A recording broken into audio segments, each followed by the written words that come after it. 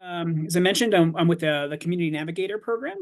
And so the Community Navigator program, it came out of an acknowledgement that the Forest Service has not always done the best job reaching out to some of our harder to reach communities, such as tribes, rural communities, small acreage landowners, and urban communities as well.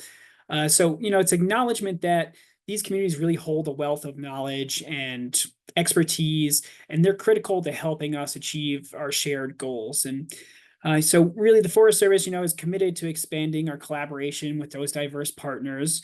And so they created the Community Navigator program through the Inflation Reduction Act to help ensure that there is equitable access to the funding that came through the Inflation Reduction Act and the bipartisan infrastructure law. So what does that actually mean? So how for Community Navigators can help. One is we're here to hear you. And really, like I said, this is about helping communities to accomplish their goals that generally are shared goals with the Forest Service, of course, but really focusing on what do communities need, where they're at, and what would they like to accomplish. So the first thing we're here is just to hear from communities, to listen to them and understand their priorities. And that gives us an insight to help later on when we start to see grants become available that might align with those priorities that you've provided.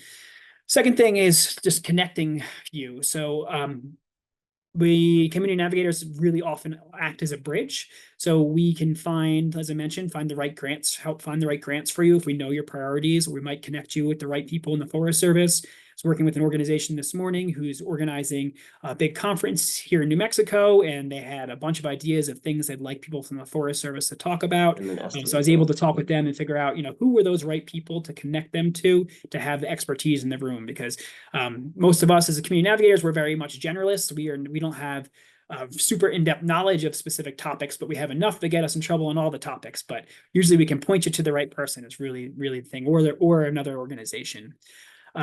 Then getting into my next point there, about we can support your team and really be your point person with the Forest Service. So whether that means figuring out who the other people you need to work with are, or if you need some guidance on how to get adjustments to a grant that you already have, or you just need to figure out who's that person who talked about this thing, we can be that point person for the Forest Service. So we're kind of a no wrong door kind of person where we can help you figure out where you need to get to. Next thing we do is really help build capacity for organizations. And that can take the place in offering specific trainings on organizational development, or helping folks create strategic planning, and anywhere along in between there as well. We also have a lot of ability to provide expert guidance, and some of our navigators are really experts on wildfire plans and community wildfire protection plans and things like that, so they can provide really expert guidance. And then the thing that I think is most essential is that we provide a lot of grant assistance, and that comes in the shape of helping do grant research to find the right grants for what your priorities are, helping to review the grant writing. So we will actually, get hands-on and look at the grant that you've written and help you fine tune it. We can also connect you with the grant managers at the Forest Service to make sure that the project is lined up with what they're looking for. And then we can actually help with reporting afterwards. So once you've gotten the grant, in order to stay in compliance and make sure you get all those things done, we're here to help with the reporting, figuring out, answering any questions you have, helping you figure out the right paperwork, or whatever help you might need there. But we recognize that the Forest Service is not always the right person to be in the room to help some of our organizations. So in that vein, we have partnered with a variety of nonprofits who are also community navigators, who have either community navigators on the ground, some have subcontracted to other organizations, and some are acting more in an advisory role. But those include in the Arizona area, we have the American Indian Alaska Native Tourism, or IANTA.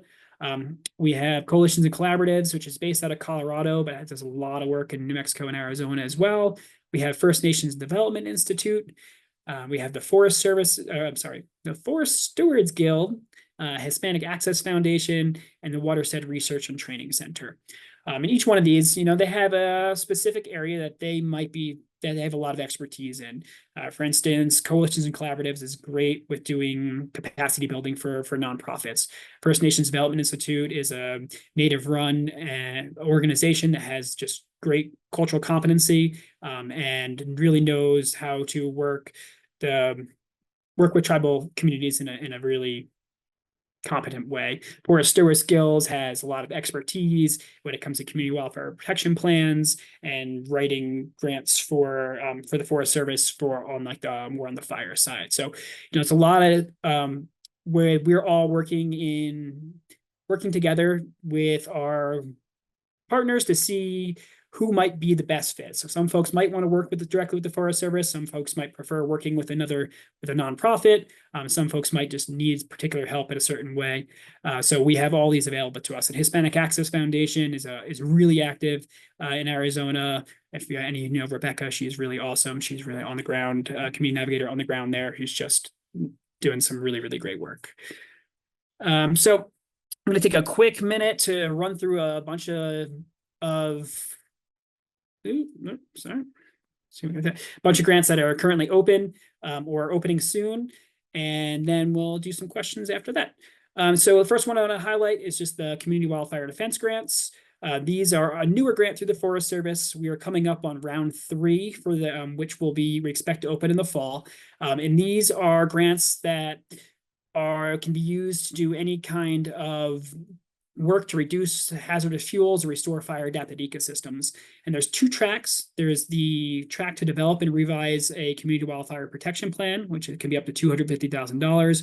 Or if your community wildfire protection plan or CWPP is already in place and it's less than 10 years old, you can apply to do projects out of that plan, and you can get up to $10 million for those projects.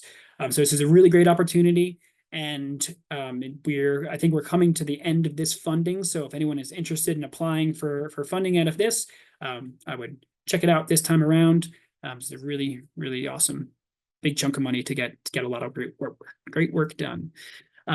We have our Wood Innovations grants, which have been around for a while, so folks might know these ones. But Wood Innovations comes in kind of 3 flavors, and they always open during Infrastructure Week in October. So we'll have the Wood Innovations grant. Let's see, community wood grants are, let's go back. Wood Innovations grant funding opportunity. So this one focuses on mass timber, renewable wood energies, and technological developments. So this one is more to develop new technologies, and it's capped at $300,000. You have the community wood grants, which can go up to, part of my screen's covered, I think it's $1 million.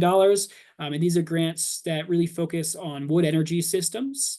And then we have our wood products infrastructure assistance opportunity, which provides support facilities that purchase byproducts. And that goes up to $1 million. And then there is one other one that is a newer one. That's the temporary bridge funding opportunities.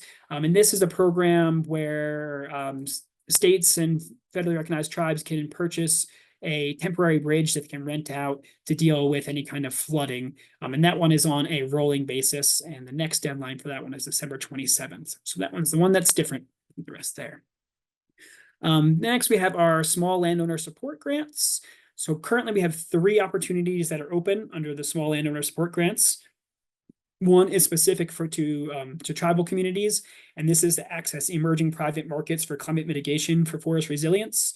So this is to help tribes either continue to develop a market program that they already have, or develop a new market program for participating in things like carbon markets or water markets. And this is a 5-year grant that has a max of $2 million, and this one closes on September 30th, so it's coming up quick. Actually, all these close on September 30th. The next 2 are actually kind of similar to each other. We have Opportunity 3, which is a landowner cost share payment program for climate mitigation and forest resilience. And then I'm just going to lump 3 and 4 together. The other one, the landowner payment program for carbon stewardship practices. So these are both opportunities which states or a state sanctioned entity could go after to provide smaller grants, like pass-through grants to private property owners and for climate mitigation or carbon stewardship practices.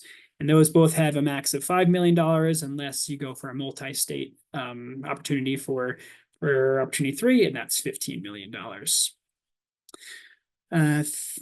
To lump 3 together here, we have our landscape scale restoration program, which is there's our funds for working on lands that have been identified as a priority under the state's forest action plan. And these can be spent on private lands. It also has to be rural as well, though. And that's a max of $300,000. Then we have our forest legacy program, which protects, this encourages private property owners to work with the Forest Service to put a conservation easement on their property and then get payment for that in order for protecting their land. And then the last one I have on this slide is the Community Forest Program, which is a program for communities to actually acquire and conserve forests that provide public access and recreational opportunities. So the community owns the property, but the Forest Service will help it be acquired. And there needs to be, I believe, put a conservation easement on there as well. Then we have a whole slew of pass-through grants through Bill and Ira have opened, and a lot of these are urban-based. So I know some folks on the call might be interested in these ones. But first, we have from First Nations Development Institute, as I mentioned before, is one of our Community Navigator partners. They have a continuous rolling fund that's to support capacity building for tribes. So this can be used to either pay for staff or pay for to bring in additional support through a contractor to help apply for IRA or bill funding, or really any other opportunity. And it's a rolling deadline and it's capped at $25,000. Then we have our Alliance for Green Heat's Firewood Banks funding program. This is also a rolling deadline, and this can be used to support either existing or new firewood banks, and it's up to $15,000 for new wood banks and $10,000 for existing banks. And these are all going to be in order of when they're due. So we also have the Center for Regenerative Solutions and Urban Sustainability Directors Network. This is their community forestry program, which supports maintaining urban forests by hiring folks in the community to actually care for the community. And then we have the 1890 University Foundation, the Rising Roots funds. This is specific for 1890 University foundations for dealing with urgent environmental and health disparities. Got an Arbor Day Foundation, Community Roots Program for tribal communities. This is to support urban forests on tribal lands. And that one's going to be due on September 30th. And we have our Green Latinos grant, which, similar to the other community forest grants, is focused on building community forests within particular communities. So there are particular counties that have been picked out, and both Arizona and New Mexico have a lot of counties that have been targeted for these funds. So there's a limited pool of folks who can apply for these. So these are really great opportunities to look at. We also have the Rooting Resilience funding, which again is another urban forestry grant.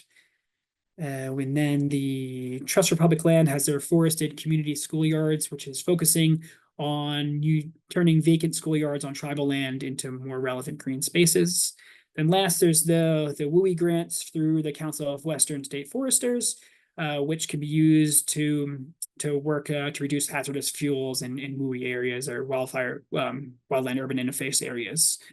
And so I think I got through all of them. Yep. So last thing I would just say, folks, usually I'm doing this in a group with other Forest Service members. So I always just tell folks, when you hear a lot of these things with the Forest Service, there's so many different opportunities. It can be really hard to remember them all or to remember all the details. So if you have something that you heard or you've heard a while ago and you're like, what was that thing? Just remember me. You can call me and I will help you figure out what that opportunity was or who that person was you were talking to.